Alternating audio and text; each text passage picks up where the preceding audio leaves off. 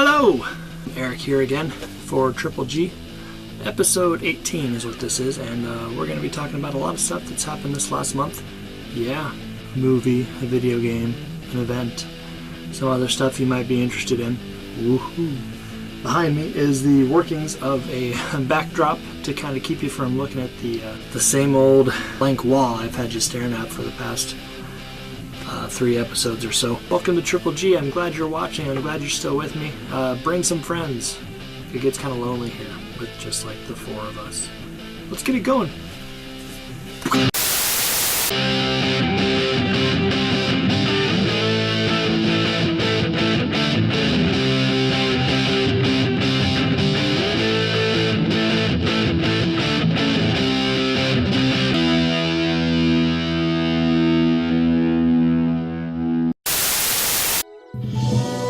There it is, the Inn of the Giggling Donkey. South Park, The Stick of Truth, came out, I believe, last month. Being unemployed, I kind of have all my months just kind of discombobulated, so bear with me on this, but I played it last month. Ah, and I shall pay handsomely for his services. The Stick of Truth, completely fan service. How badly did they rape you? I am a level 10 bot. I shall make haste to Koopa Keep. Sunshine! How am I supposed to do all this? Gameplay-wise, it's fun. I mean, it keeps you interested. The game has a lot of Easter eggs, a lot of little hints and references to pretty much every episode that's ever been made.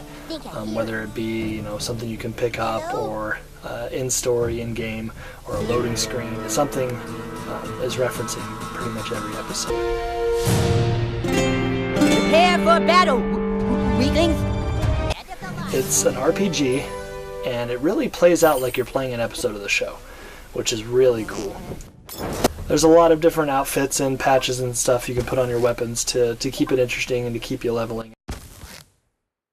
It's turn-based, which isn't one of my favorites, but they make fun of it right away, so it's pretty funny.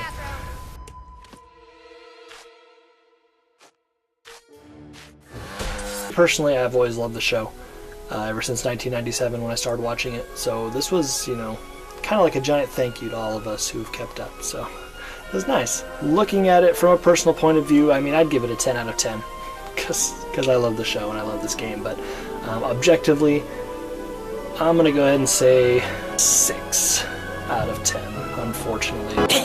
His powers were too strong! South Park is kind of a polarizing subject, so it's a lot of crude humor, a lot of gross humor, and if you're not into that, or if you're too young for it, some of you kids, then it's not for you. And in that case, you kind of have to lower the score, because you can't go and say, oh, it's 10 out of 10, because then everybody and their parents will be buying it for their kids, and they shouldn't be. Personally, I give it a 10 out of 10 because I loved it. Objectively, 6 out of 10, but still, give it a try, give it a buy. It has my seal of approval. This might not apply to some of you who watch the show for the geeky stuff, but some of you do, and some of you might want to hear about it. So I'm going to talk a little bit about WrestleMania 30. I've seen a few disagreements, but I loved this show. Definitely the best show in years, probably at least since 25. Genuine feel-good moments, genuine good matches, awesome storytelling, and a few shockers. So what else can you ask for, really? The entire event was pretty much just focused on building the future, which is what everybody's been wanting for a while. Obviously, I can't do this without talking about the ending of the streak, the fabled Undertaker streak. 21-0 at WrestleMania, and now that's over. 21-1, thanks to Brock Lesnar. A lot of people hate it. Some loved it. I loved it. I was ready for it to end, look to the future, but whatever. When an entire stadium goes silent, you definitely shocked some people. Obviously, the moment for me was Daniel Bryan coming out the main event with the WWE World Heavyweight Championship, and it's kind of one of those Cinderella tales. Plus, he's worked harder than anybody to get to that spot, so giant congratulations to him. He faced Triple H in the opening match in one of the best Mania contests I've ever seen. Bray Wyatt came away a star with his storytelling against John Cena. Kind of a Batman versus the Joker tale where Bray wasn't really looking to beat Cena. just looking to transform him into a monster. He failed in both attempts, but came away looking the bigger star than Cena, so that was awesome. As far as WrestleManias go, it's in my top 10, definitely. As far as a show, I'll give it a solid 7 out of 10. It was pretty wonderful, and I'm glad I watched it. So if you get a chance to watch a replay, do it. Definitely got me watching again, because I had taken a break for a little while. Just sick of bad storytelling, but it was great. So 7 out of 10. It was a good show.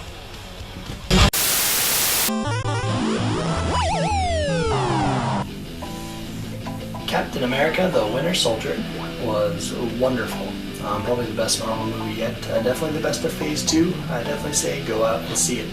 The entire cast is awesome.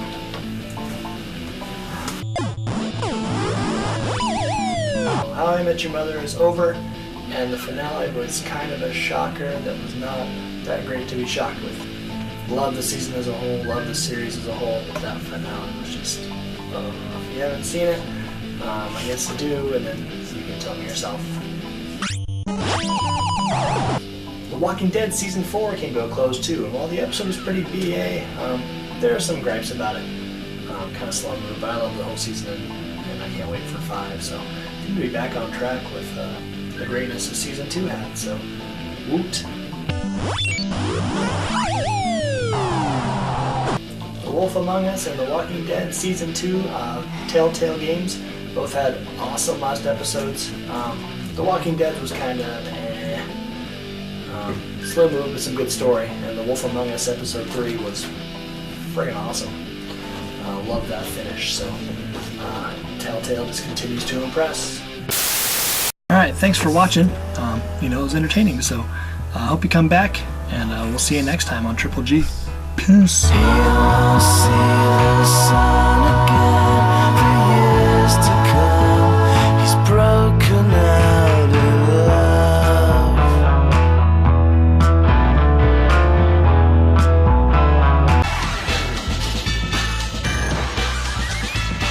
That's what Twitter says. Carrier Raven, Butters. Sorry, that's what the Carrier Raven says.